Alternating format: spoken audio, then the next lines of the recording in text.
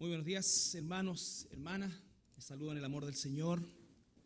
Y también saludamos a todos los que nos ven a través de nuestra página en internet, www.iglesiacristianalaserena.cl. Bueno, el día de hoy vamos a continuar, queridos hermanos, hermanas, con el estudio de la primera epístola del apóstol Juan. Esta carta, que ya estamos entrando el día de hoy al capítulo 4, nos muestra claramente, ¿no es cierto?, es una carta que se le denomina universal porque no tiene un destinatario específico, por lo tanto es aplicable a los pastores, a la hermandad en general, en fin, no hace distinción de ningún tipo.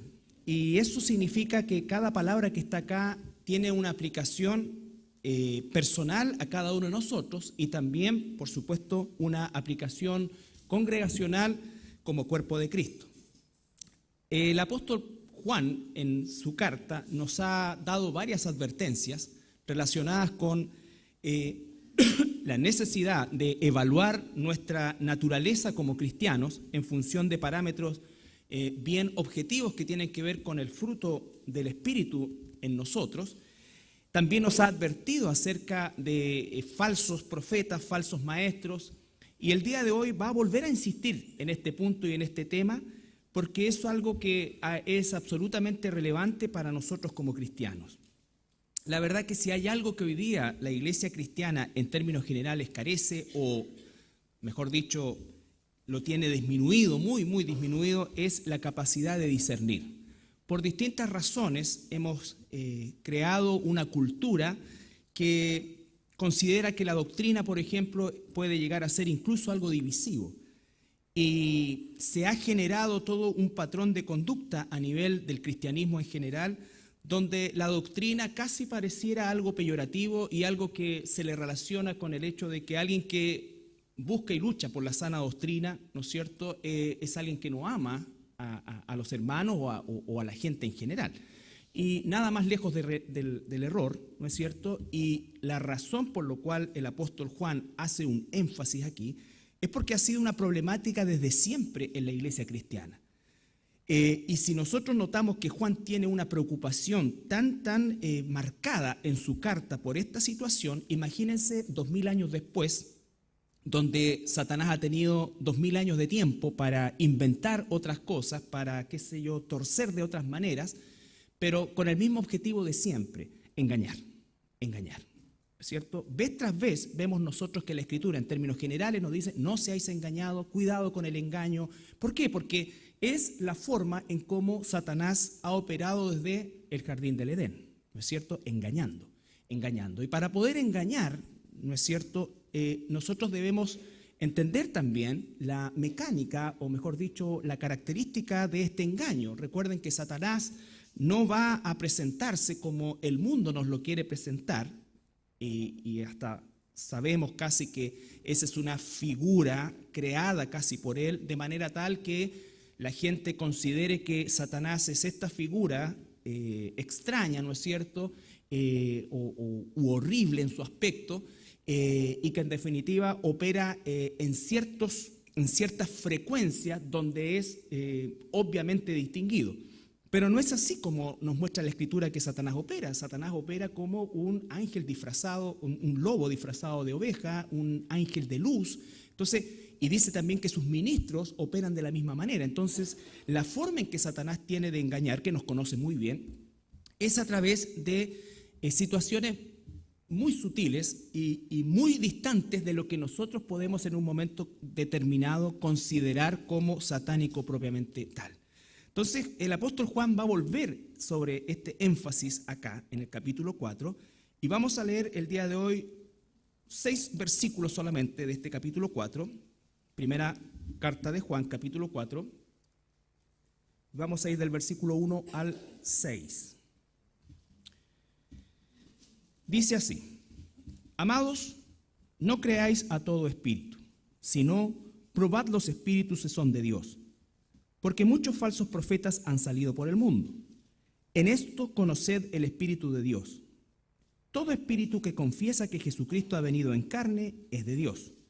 Y todo espíritu que no confiesa que Jesucristo ha venido en carne no es de Dios, y este es el espíritu del anticristo, el cual vosotros habéis oído que viene y que ahora ya está en el mundo.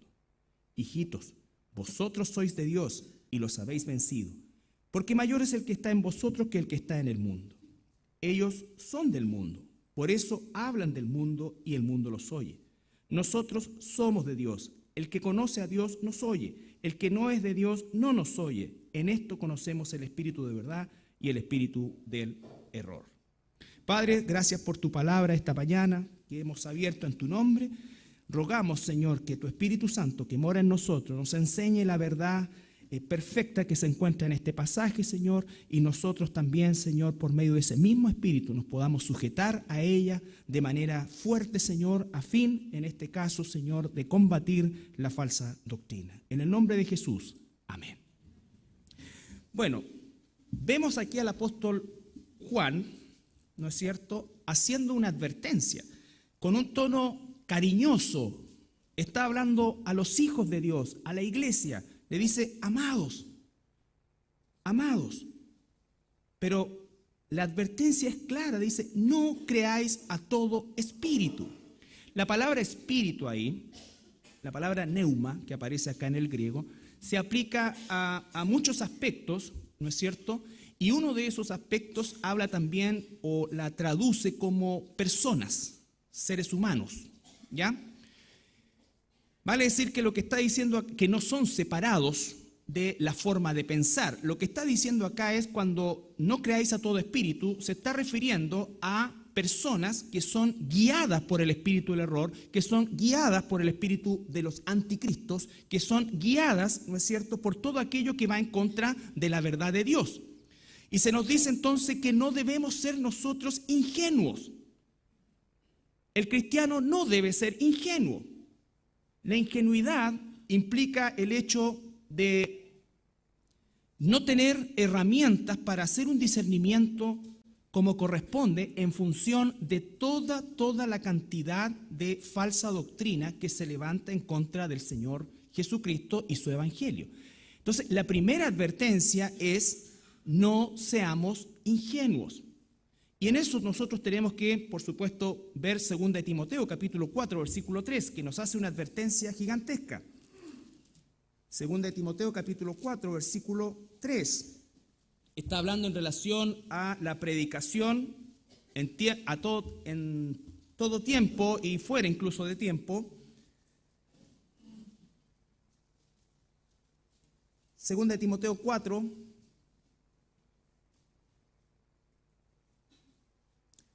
vamos a tomar desde el versículo 1. Acá el apóstol Pablo sí está dando una carta pastoral a su discípulo Timoteo y le está diciendo, te encarezco, hay palabras de urgencia, te encarezco delante de Dios y del Señor Jesucristo, que juzgará a los vivos y a los muertos en su manifestación y en su reino, que prediques la palabra, que instes a tiempo y fuera de tiempo, redarguye, reprende, exhorta con toda paciencia y doctrina. Paciencia y doctrina, no paciencia sin doctrina, paciencia y doctrina. La palabra paciencia implica amor, misericordia, pero está asociada a doctrina. La doctrina no se negocia, la doctrina no se tranza, la doctrina es una sola. Y acá agrega las palabras terroríficas que dicen, porque vendrá tiempo, y creo que ese tiempo es hoy, cuando no sufrirán la sana doctrina. Cuando todos aquellos que escuchen la doctrina de Dios no la van a soportar en sus oídos, les va a resultar absolutamente cáustica. Y entonces, como el ser humano fue creado para adorar, buscarán lo que nos dice después de la coma, sino que teniendo comezón de oír, se amontonarán. Esa palabra en el griego es una palabra que habla de cantidades indeterminadas, pero muchas. ¿Qué es lo que se amontonarán? Maestros, es decir, guiados por el espíritu del anticristo. Recuerden que el espíritu del anticristo es algo que se ha desarrollado desde siempre, sin embargo un día llegará el anticristo, que es el personaje que ya analizamos durante nuestro estudio del libro de Apocalipsis. Pero lo que está diciendo acá es que ese espíritu ha estado en operación desde siempre y sobre todo después de la muerte, resurrección de nuestro Señor Jesucristo, el nacimiento del cuerpo de Cristo, la iglesia. Entonces dice, se amontonarán maestros conforme a sus propias concupiscencias, a su propio deseo pecaminoso. Existirá el maestro que se ajuste a mi deseo de concupiscencia, mi deseo pecaminoso. No quiero ser ateo, el gran problema de hoy día no es el ateísmo, el gran problema de hoy día es la falsa doctrina y la cantidad gigantesca de falsos maestros que se levantan en todo el espectro de lo que se denomina equivocadamente el cristianismo. Entonces, volviendo a Juan, vuelve a advertir, dice, no creáis a todo espíritu. No creáis a todo espíritu. Cuando nosotros estamos hablando de no creer a todo espíritu, significa que tenemos que discernir. La palabra dice, ¿no es cierto?, no juzguéis para que no seáis juzgados. Y eso que está en el Evangelio de Lucas se saca de contexto porque el contexto ahí es el perdón. Si hemos sido ofendidos, entonces nosotros tenemos que perdonar. Pero está diciendo la palabra que nosotros debemos probar los espíritus. Juzgar, probar, son sinónimos. Discernir. Por lo tanto, si nosotros queremos verdaderamente ser garantes de esa sana doctrina, porque es una responsabilidad que vamos a ver más adelante, es absolutamente radical en el avance del Evangelio, nosotros tenemos que discernir. Discernir. Por ejemplo, tenemos a los hermanos en Berea. En Berea. Vamos a ir al libro de los Hechos, capítulo 17. Aquí hay un ejemplo y nosotros debiéramos ser casi súper bereanos porque, vuelvo a insistir, Satanás tiene 2000 años de tiempo ya inventando otras cosas. La herejía que se encuentra en Primera de Juan era una herejía específica que tenía que ver con el gnosticismo. Seguramente si Juan escribiera hoy su carta, tendría muchos más capítulos advirtiéndonos de muchas más falsas doctrinas que se han levantado. Hechos capítulo 17, versículos 10 y 11.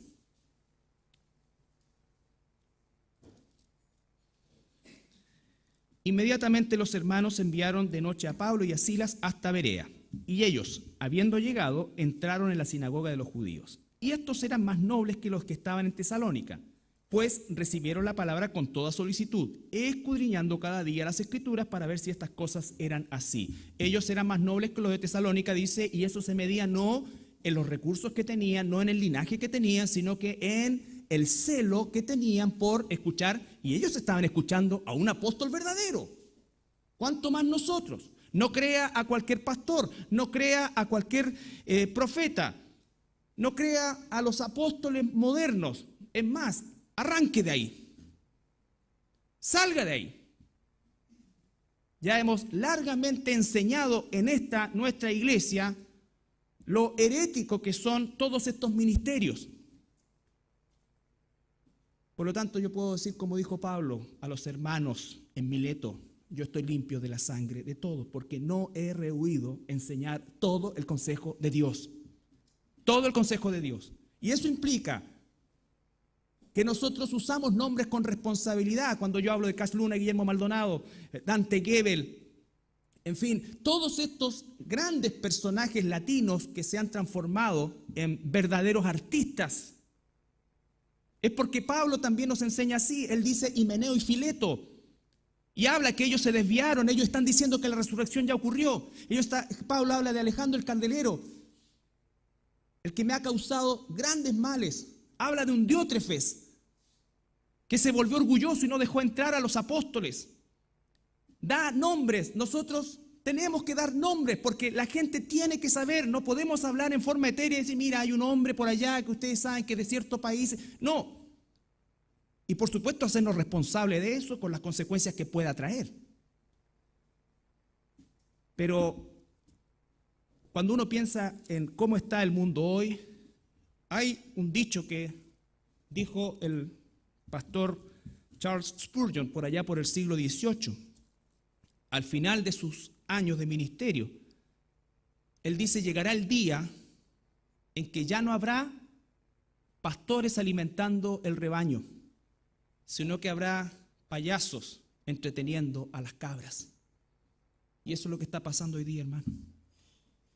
En gran medida eso es lo que está pasando porque la iglesia no quiere discernir los espíritus, porque la iglesia no quiere pesar. La palabra discernir significa pesar y es una palabra que tiene que ver con el peso de las monedas, porque en aquel entonces sí las monedas eran verdaderamente de oro o plata. Entonces cuando pagaban se pesaban y tenía que dar su peso en el material que supuestamente era con el que se estaba pagando.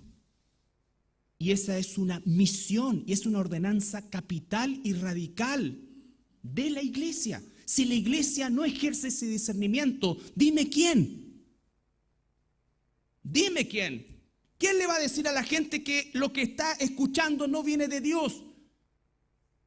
¿Quién se va a parar en la brecha contra toda la gradiente de corriente? Y no estoy hablando de los ateos, no estoy hablando de los gnósticos, estoy hablando de aquellos que dice que son cristianos, salieron de nosotros pero no eran de nosotros. El verdadero cristiano sale del mundo y entra a la iglesia. El falso profeta está en la iglesia y sale al mundo y no vuelve nunca más y se vuelve en contra de lo que supuestamente un día creyó. Entonces debemos tener, hermanos, responsabilidad en esto. No es algo que no tiene que ver conmigo, es algo que tiene que ver con nosotros. Jesús ya no está físicamente acá. ¿Y cómo es que sus ovejas van a escuchar su voz? ¿Por medio de quién? De la iglesia, de su cuerpo. Somos sus manos, somos su boca. Por eso el concepto de la sana doctrina es radical. Nadie puede decir que ama a Dios, pero que no toma en cuenta su doctrina. Porque dice la palabra, el que me ama obedecerá mis mandamientos, y sus mandamientos son doctrina. Y eso implica confrontación. Dice acá, con paciencia y doctrina. Paciencia significa que nosotros ejercemos misericordia, pero no negociamos la doctrina. Y eso, hermanos, es una responsabilidad de cada hijo de Dios. No es responsabilidad exclusiva de los pastores, no. Es responsabilidad de cada uno de nosotros, porque cada uno de nosotros está mayoritariamente rodeado de muchos inconversos. Algunos que dicen que van a iglesias cristianas, otros que dicen que son cristianos y pertenecen a otras religiones. Y no es un juicio, el juicio es de Dios. Pero nosotros tenemos que discernir. La condenación vendrá de Dios, pero nosotros tenemos que discernir y llamar al arrepentimiento a toda criatura. El que se arrepienta o no, no es parte nuestra. Lo que sí es parte nuestra es ser claros, diáfanos en el mensaje del Evangelio. Y la Biblia, cuando habla de contender contra la falsa doctrina, nunca está hablando de inconversos. Lo que está hablando es de personas que dicen ser cristianos. ¿Recuerdan la carta de Judas que los varones estamos estudiando el día lunes? Te dejé porque hay gente que se está metiendo encubiertamente en la iglesia y está enseñando falsa doctrina. Va donde los Gálatas y les dice cómo es que ustedes tan pronto se han cambiado a otro evangelio. No hay otro evangelio. No contendemos por doctrina, no hacemos apologética con los inconversos. Tenemos que resistir con doctrina a aquellos lobos con piel de oveja que se introducen en los rebaños.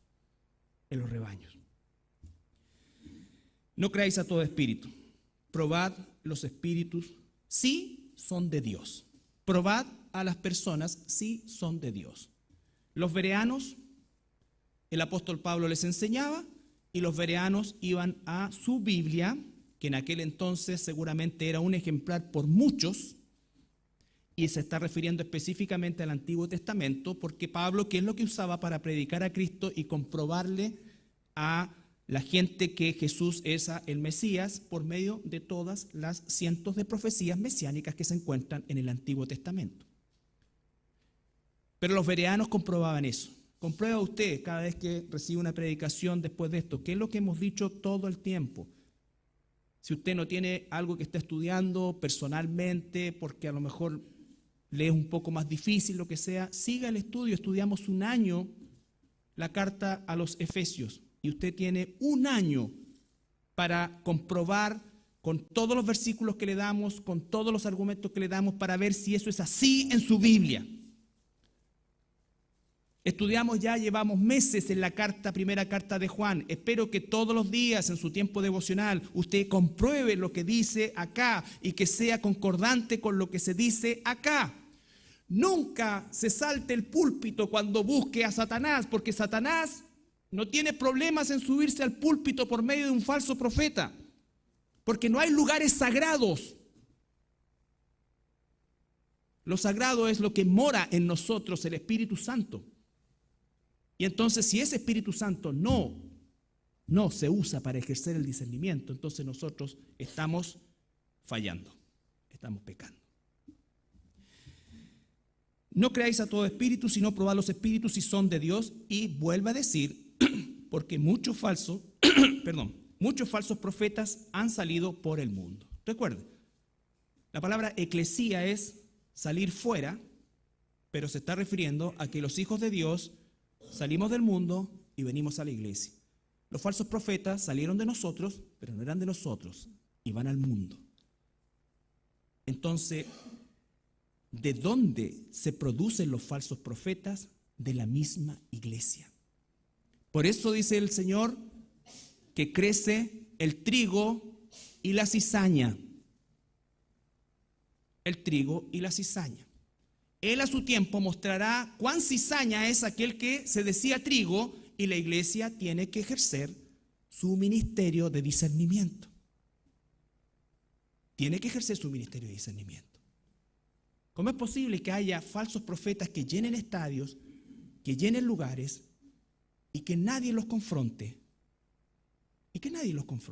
O para ser optimista, muy pocos los confronten. Entonces es porque la iglesia de Dios está llena de gente que no es cristiana, y esos lugares no son iglesias, y por eso es tan importante lo que nos va a decir más adelante en los versículos 4, 5 y 6. ¿Por qué? Porque los que son ovejas de Dios y están en esos lugares escucharán la voz de su pastor, que es el Señor Jesucristo, y saldrán de ahí. Pero la gran mayoría ni siquiera son cristianos. Ni siquiera son cristianos. ¿Tenemos que condenarlos nosotros? No. Tenemos misericordia y debemos ser, ¿no es cierto?, amorosos en la predicación, pero no negociar la verdad de Dios, la doctrina de Dios. Porque es la única forma de que las ovejas de Dios escuchen la voz de su pastor. Versículo 2, capítulo 4, versículo 2.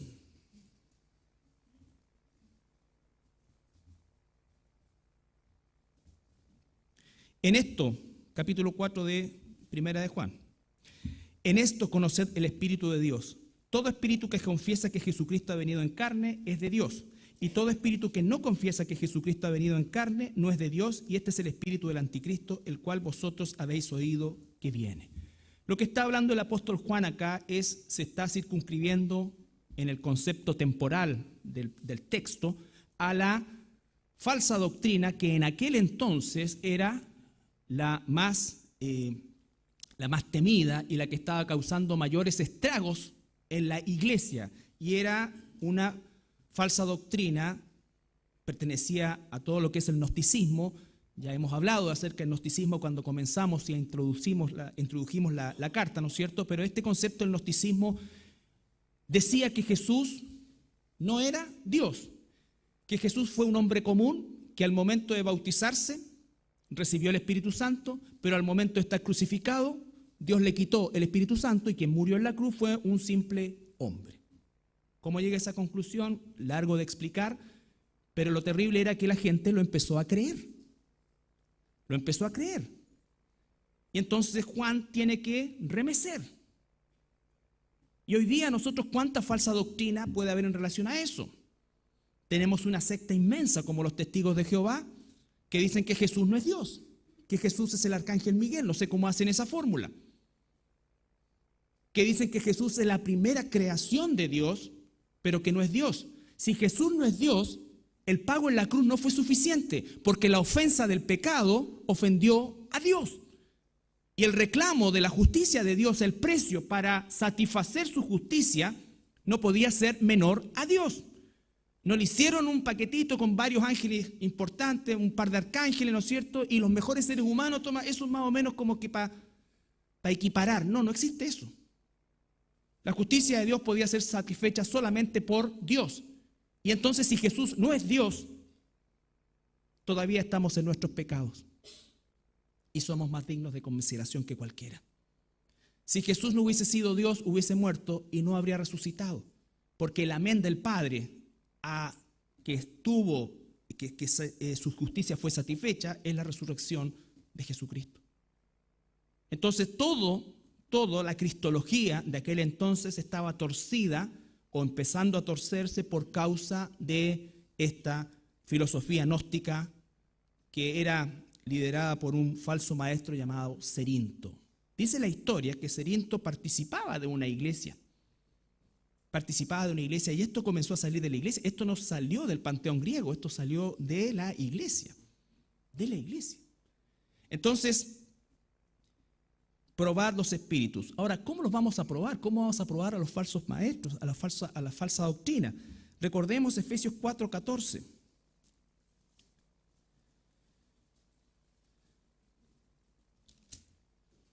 Hay una sola forma de hacerlo, con la verdad. Ustedes saben la historia del billete falso, ¿no es cierto? Bueno, yo esta historia la conocí hace 30 años atrás, cuando no estaban las máquinas, ¿no es cierto? Y la persona tenía que ser el cajero del banco, tenía que el tacto y un montón de cosas. Hoy día no, pues lo pasan por una máquina y sale verde la luz, es bueno. Pero, ¿qué era el entrenamiento? El entrenamiento era no en todos los billetes falsos que existían, sino que en cuál era el verdadero. Él tenía que conocer tan bien el verdadero que cualquier cosa iba a saltar inmediatamente, ¿no es cierto? Y entonces lo que está diciendo acá en relación al verdadero, dice, capítulo 4 de Efesios, está hablando de los dones dados a la iglesia con el propósito de formar a los santos y prepararlos para la obra del ministerio.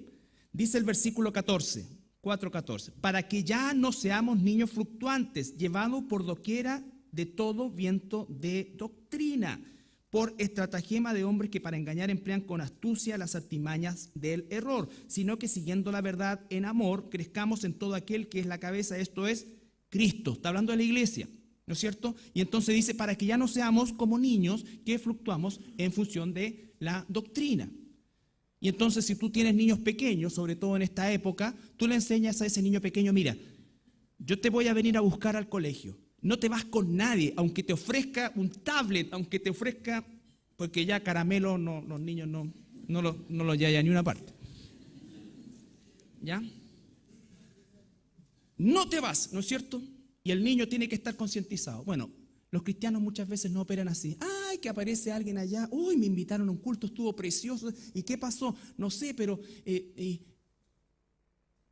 no hay discernimiento, no hay nada. Y como se empieza a sentir bien, porque los falsos profetas, si algo tienen, es hacer sentir bien a la gente. Y no estoy diciendo que uno tiene que ser un bodrio y que la gente se sienta mal con uno. Pero el punto no es ese, el punto es que seamos tratados por la doctrina, corregidos por la doctrina, formados por la doctrina. Y entonces eso significa ¿qué, hermano? Significa que efectivamente, cuando no hay doctrina, mi pueblo pereció por falta de conocimiento, dice la Escritura. Y está refiriéndose a la nación de Israel.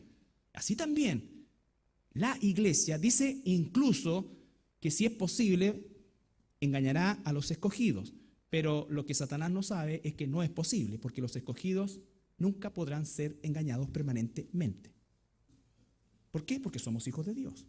Puede que en algún tiempo creamos algo, pero el Espíritu Santo nos va a traer de vuelta. Sin embargo, ese proceso de creer cualquier cosa porque es cristiano, porque hay mucha literatura en las librerías cristianas que debiera quemarse en una hoguera, tal como los libros gnósticos.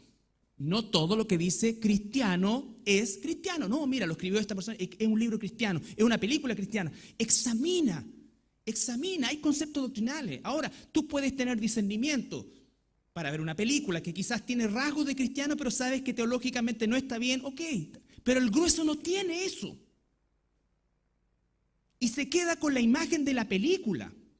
y piensa que es como la película dice y no como la Escritura dice.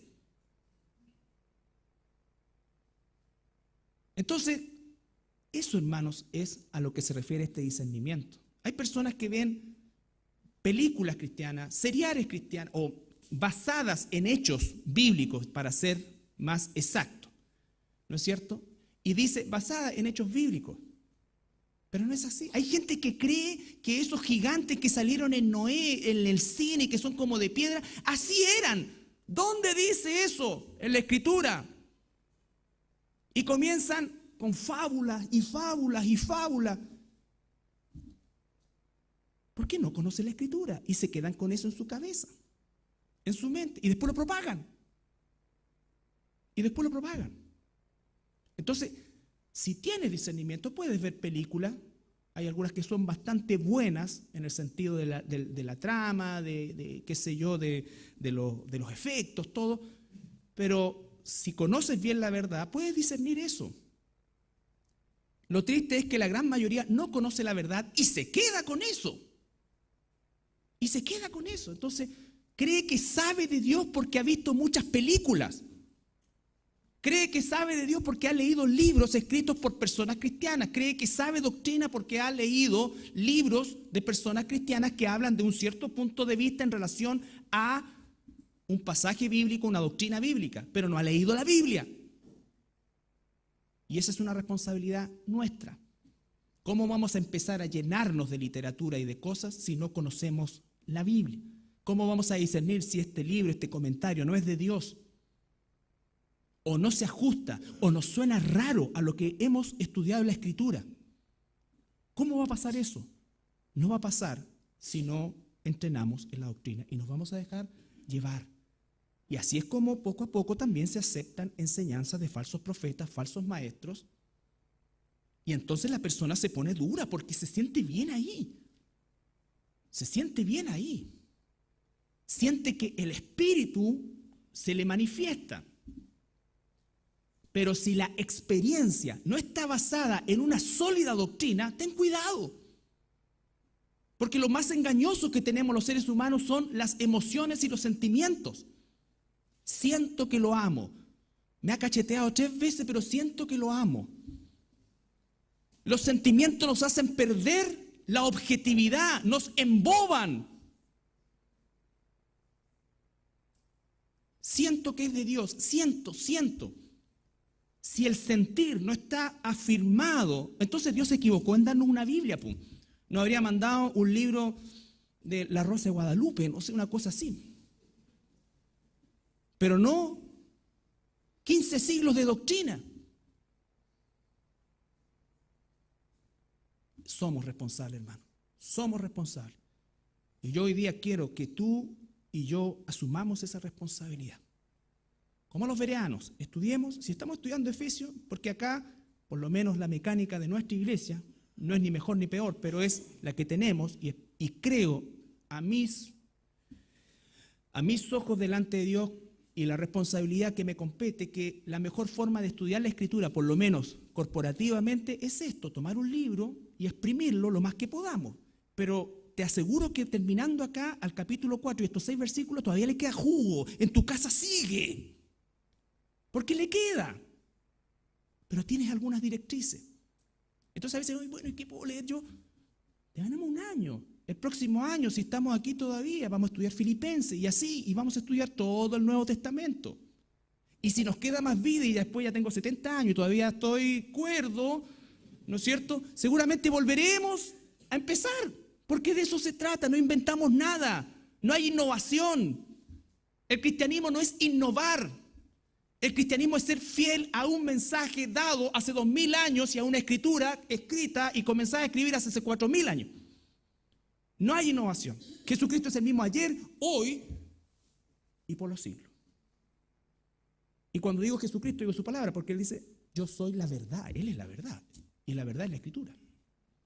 Entonces, mis hermanos, cuando el apóstol Juan nos dice, probad los espíritus, por favor, pesemos lo que la gente dice. Aquí no importa quién lo diga. No podemos ser como los católicos romanos, que el Papa dice, la evolución no existe. Después otro viene, la evolución sí existe. Los musulmanes son del diablo, los musulmanes no son del diablo. Ningún sacerdote se puede casar, se pueden casar. Bueno, si los dos son infalibles delante del concepto del canon romano, ¿quién dice la verdad? ¿Quién dice la verdad? Y así como la gente. Yo a veces pienso, digo, la gente, y oro por las personas católicas porque debemos tener compasión, porque nosotros estuvimos igual o peor. Y el único que nos sacó la venda no fue nuestra inteligencia ni nuestra espiritualidad, porque estábamos muertos. Y entonces estás orando por gente a tu alrededor que está en la religión católica, que puede ser un testigo de Jehová, que estás orando por eso, ¿te importa? A eso me refiero. El día miércoles oramos por inconversos. Es algo hasta cierto punto simbólico, es una forma de corporativamente todos juntos orar por gente que no conoce al Señor. Y si no vienes el día miércoles, no estoy diciendo con eso que no ores nunca por inconversos. Pero si no lo estás haciendo ni el miércoles ni en tu casa, eso está mal. Porque tu corazón tiene que vibrar por aquellos que están como estabas tú. Un acto de gratitud a lo que Dios hizo con nosotros es querer hacer lo mismo por otros. Dios usó una persona seguramente, porque no creo, porque ya es un hecho, a no ser que salga alguien, ¿no es cierto?, que diga que iba caminando a Coquimbo y se le apareció una luz resplandeciente y se cayó, bueno, no se cayó el caballo, se cayó de la micro y era Jesús. Eso ya pasó, y pasó con el apóstol Pablo nomás. Pero alguien seguramente, tan imperfecto como tú, como yo, nos habló, nos dijo, se atrevió, nos amó, oró por nosotros. Y Dios hizo su parte.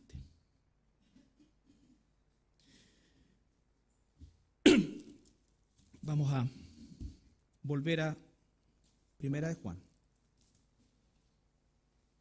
Entonces, la doctrina es lo que nos mueve. Solamente antes de volver a Primera de Juan, pasen por Segunda de Corintios, capítulo 11.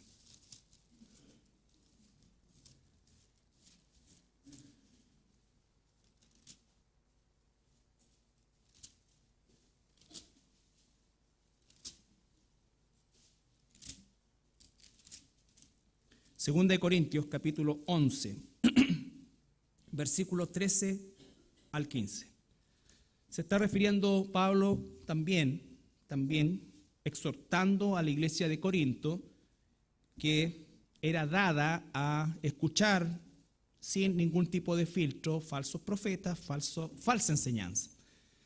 Y el apóstol Pablo dice, porque estos son falsos apóstoles, obreros fraudulentos, que se disfrazan como apóstoles de Cristo. Recuerden, esa es la forma en cómo Satanás actúa.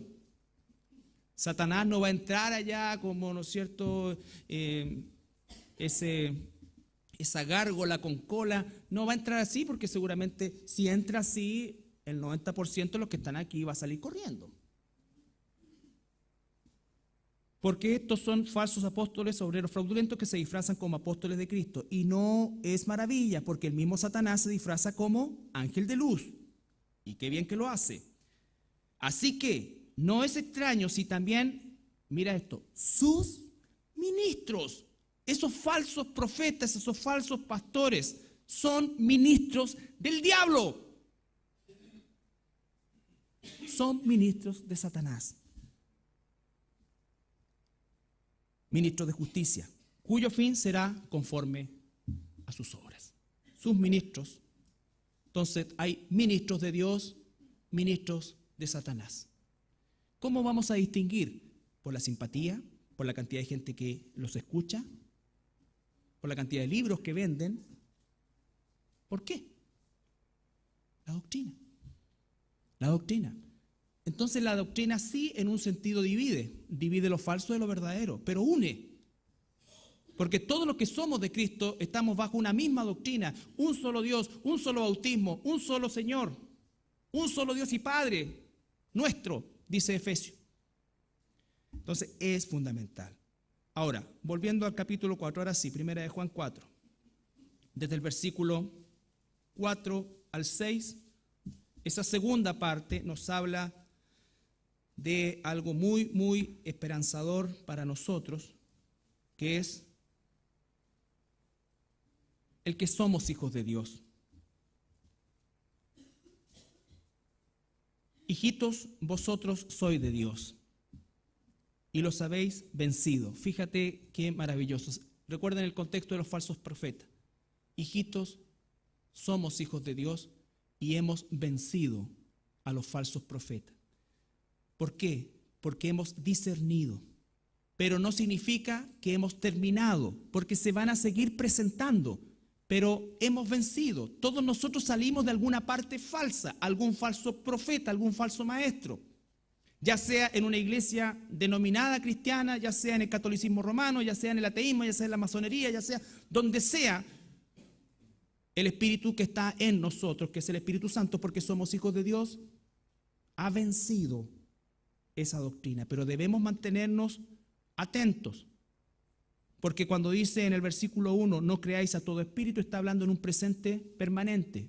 Siempre debemos estar discerniendo, pero sin embargo hemos vencido de lo que salimos. ¿Por qué? Porque mayor es el que está en vosotros que el que está en el mundo. Si somos hijos de Dios, el enemigo nunca, Satanás nunca va a poder volvernos a tomar. Le pertenecemos. Le pertenecemos. Y como hijos de Dios tenemos esa seguridad. Ningún hijo de Dios se va a perder, hermanos. Jesús dijo, el Padre me los dio y ninguno será arrancado de mi mano. Y debemos tener esa tranquilidad y certeza. ¿Por qué? Porque de verdad pareciera a veces que la cosa se pone tan difícil. El mundo a nuestro alrededor, parece que la Biblia dice trigo y cizaña, pero parece de repente que no hay trigo y la cizaña está tan grande, tan abundante. Por algo el camino es estrecho, o el camino es angosto y la puerta estrecha, o la puerta es estrecha y el camino angosto. Que aunque la mies es mucha, la mies siempre va a ser poca en relación, o menor, en relación a la cizaña. Siempre va a ser menor. La Biblia siempre nos habla de un remanente. Hay menos gente en la iglesia que en otros lados. Hay menos gente que aman a Dios que gente que no ama a Dios. Siempre, siempre va a ser menor. Por lo tanto, cuando está hablando aquí el Señor, vosotros sois de Dios y habéis vencido, habla de la sobrenaturalidad, porque parece que no estuviera venciendo, parece que el diablo estuviera ganando. Las leyes injustas, el aumento de toda la perversión sexual, los sistemas educativos totalmente torcidos. ¿Cómo es que estos falsos profetas y falsos maestros tienen tanta tribuna y llegan a tanta gente? Y es algo que a veces, o en varias ocasiones, abruma, ¿no es cierto? Abruma, es como que ya está bueno. Pero Dios no ha perdido, Él ya ha vencido. Es una guerra ya ganada. Nosotros estamos en el proceso. Por eso es tan importante las peleas que el cristiano, o en las cuales el cristiano se involucra. Lo hemos hablado cuando el cristiano se confunde y comienza a meterse en la contingencia y a tratar de cambiar la contingencia desde la vereda equivocada. No digo que no luchemos contra la contingencia, pero la forma de luchar contra la contingencia es predicar más fielmente el Evangelio. Orar más fielmente por aquellos que no conocen a Dios, porque el único que le va a sacar la venda a aquel que está hoy día muerto espiritualmente es Dios. Es Dios. Y si nosotros no clamamos a Dios, entonces estamos perdiendo la dirección correcta. Para algunos le puede parecer muy pasivo. Vea la vida de Jesús, vea la vida de los apóstoles relacionado con la contingencia. ¿Dónde es que estaba su actividad? ¿Dónde es que estaba toda su fuerza, su empeño? En las cosas de Dios. Dice, hijitos, vosotros sois de Dios y habéis vencido, porque mayor es el que está en vosotros que el que está en el mundo. No olvidemos nunca eso, hermanos. Y acá dice, ellos son del mundo, se está refiriendo otra vez en el contexto a los falsos profetas, ¿no es cierto? Ellos son del mundo. Por eso hablan del mundo y el mundo los oye. El mundo los oye. Cuando vamos a Juan, capítulo 10, Evangelio de Juan,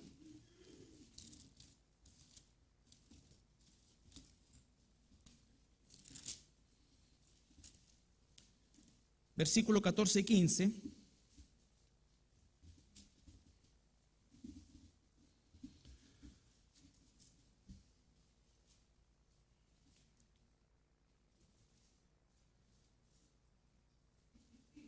yo soy el buen pastor y conozco mis ovejas y las mías me conocen. Así como el Padre me conoce y yo conozco al Padre y pongo mi vida por las ovejas. Yo soy el buen pastor y conozco mis ovejas y mis ovejas me conocen. ¿Ya? Versículo ahí mismo en Juan 10, versículo 25. Jesús les respondió, os lo he dicho, se está refiriendo a los fariseos, y no creéis. Las obras que yo hago en nombre de mi Padre, ellas dan testimonio de mí. Pero vosotros no creéis porque no sois de mis ovejas, como os he dicho.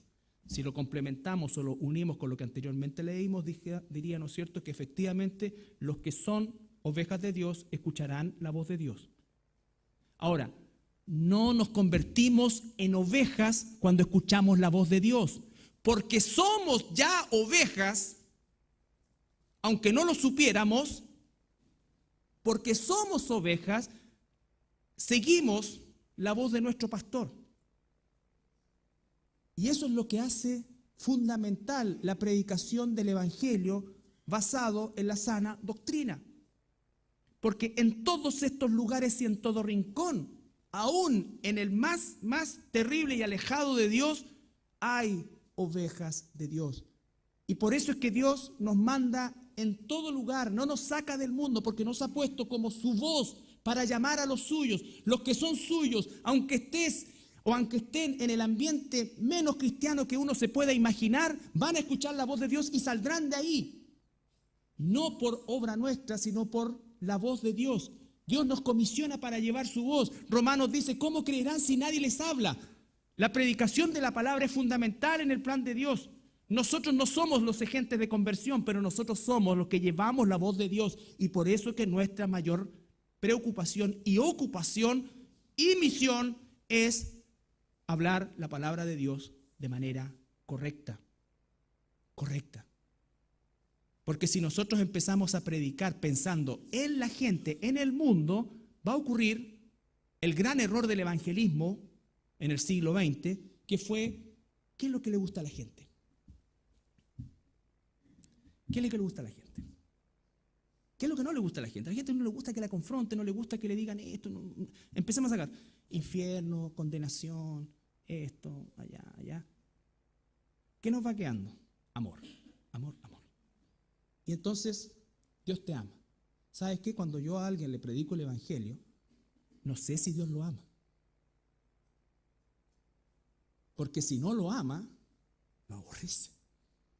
Dios no tiene términos medios, porque Dios no va a mandar a nadie que ame al infierno. ¿O sí? Entonces, ¿cómo puedo yo irresponsablemente decirle a alguien, Dios te ama? Por eso es que el llamado de Jesús era, arrepiéntanse. Y quieren ver en 2 Corintios.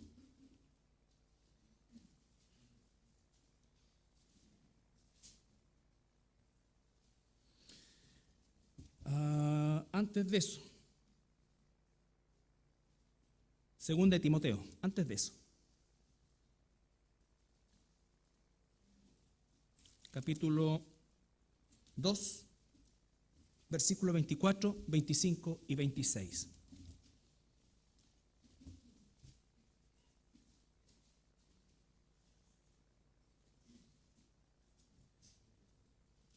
Segunda de Timoteo, capítulo 2, versículos 24, 25 y 26. Porque el siervo del Señor no debe ser contencioso. No andamos buscando pelea, sino amable para con todos, pero, dice, fíjate después de la coma, apto para enseñar, sufrido. Porque muchas veces cuando enseñamos la verdad, nos van a devolver. Aquí no corre el hecho del que nada hace, nada teme. ¿Ya? Ni hay mal que por bien no venga y todas estas cosas inventadas, proverbios humanos, no sé, porque a veces el cristiano por hacer el bien le va a costar la vida. ¿Ya? Por hacer el bien o decir el bien o elegir el bien le va a costar el trabajo. Le va a costar esto, le va a costar. Siempre va a haber un costo de por medio. ¿Ya? No siempre al nivel de lo que nosotros pensamos, ay, no, pero siempre va a haber un costo. Cuando tú le predicas el evangelio a alguien con el cual existía una cercanía, una amistad, y le predicas el evangelio, y si esa persona rechaza el evangelio, te va a rechazar a ti también. Ese es un hecho. Que con mansedumbre, otra vez, por eso lo que este hombre de apellido Soto hizo, ¿no es cierto?, viola todos estos principios, no estoy hablando, y la gente le pone, oh, qué valiente, todo, no, qué necio. Porque es una tremenda oportunidad para exponer el evangelio, sin contienda, con mansedumbre, corrija a los que se oponen, con mansedumbre, corrija a los que se oponen. Y acá viene, por si quizá, porque no lo sé, Dios les conceda que se arrepientan para conocer la verdad. Que con mansedumbre corrija a los que se oponen, por si quizás Dios les conceda que se arrepientan para conocer la verdad y escapen del lazo del diablo en que están cautivos a voluntad de él. Cuando yo a alguien que no es cristiano le digo, Dios te ama, no sé si lo ama. Deseo con todo mi corazón que así sea, pero no soy Dios. Y entonces el llamado al arrepentimiento, y es lo que estamos aprendiendo el día miércoles, y espero que todos los que estamos aquí hagamos el esfuerzo de estar el día miércoles para poder todos juntos tener un mismo sentir en cuanto al evangelio y el evangelismo. Porque es algo que nos tiene que salir natural. Algo que nos tiene que salir natural. Entonces, cuando estamos hablando, y ahora sí volvemos a Primera de Juan, estamos hablando, ellos son del mundo, capítulo 4, versículo 5.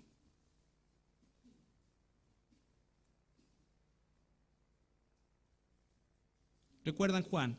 Mis ovejas oyen mi voz, dice el Señor Jesús. Son palabras de Jesús. Versículo 5. Ellos son del mundo, por eso el mundo hablan del mundo y el mundo los oye. El mundo los oye.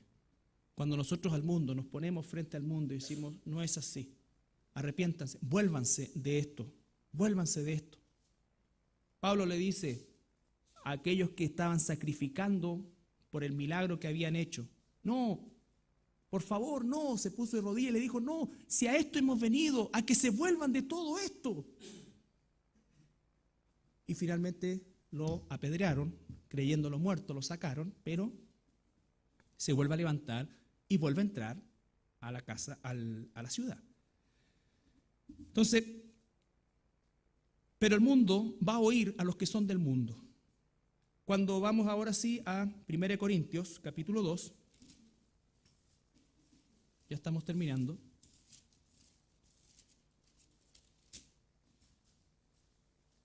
Versículo 10.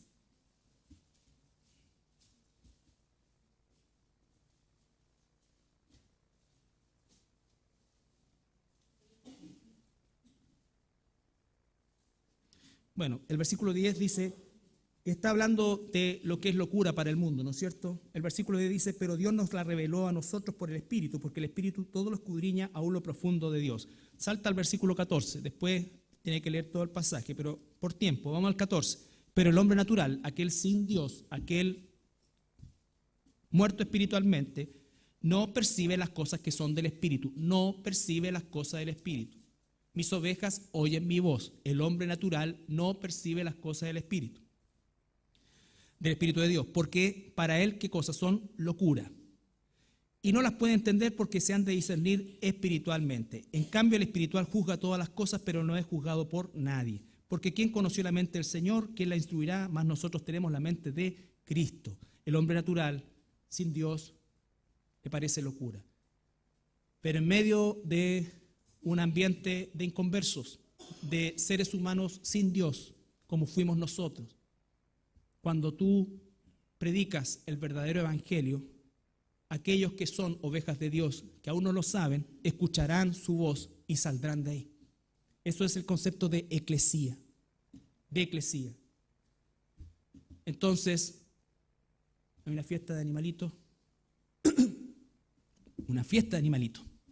Todos los animalitos ahí.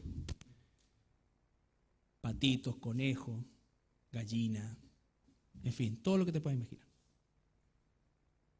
Y entra mamá pato. Y mamá pato dice, "Mue, mue", que en idioma pato significa, ¿no es cierto?, niños, vamos para la casa. ¿Quiénes creen que van a responder? Solamente los que son patos. El resto no entenderá nada, no sabrá nada, seguirá en lo suyo, dirá, ¿y esto qué les pasó? Cuando la voz de Dios se proclama en medio de un mundo inconverso, los que son sus ovejas girarán, saldrán de eso e irán al redil de su pastor. ¿Y a quiénes ha metido en el mundo para hacer eso? A nosotros. A nosotros. Entonces, si nosotros queremos que la fiesta siga en paz para que de alguna manera no ofendamos a los gansos, no ofendamos a esto, no ofendamos a nadie, entonces hagamos algo como bien universal, que es la herejía del ecumenismo. Roma está extendiendo sus tentáculos ahora, invitando a todos a una supuesta unidad que es satánica. ¿Y cuántos que se dicen evangélicos han caído en eso? Pero hasta donde la Escritura me muestra, creo que si alguien persevera en eso es que nunca fue. Porque los hijos de Dios no pueden ser engañados por siempre. Y los hijos de Dios saldrán. Porque otros hijos de Dios salvados por gracia están en medio de ellos anunciando la voz del pastor, de su pastor, que ellos aún no conocen, pero él ya los conoce, las conoce. Y nosotros entonces, cuando predicamos el verdadero evangelio, de todo lo que hay en el mundo, las ovejitas se arrepentirán, es decir, ya no seguirán en la dirección que iban y comenzarán a caminar hacia el redil de su pastor. Hermanos, el versículo 6, terminamos con el versículo 6, capítulo 4, versículo 6 de Primera de Juan.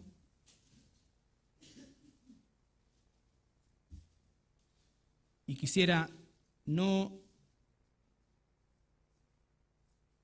hacer el énfasis de la importancia de conocer el evangelio y aprender bíblicamente a evangelizar, porque nosotros somos de Dios.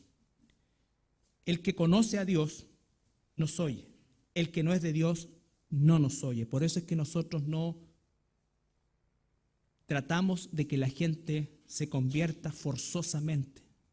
La conversión es un acto milagroso de la soberanía de Dios, de alguien que sale de la condición en que estaba, de alguien que estaba ya en la mente de Dios antes de la fundación del mundo y de alguien que escuchó la voz de aquel que fielmente predicó la verdad. Y dice, en esto conocemos el espíritu de verdad y el espíritu del error. El espíritu de verdad, ¿no es cierto?, responderá a la verdad. El espíritu del error rechazará la verdad y responderá a la mentira. ¿Nos ponemos de pie para orar?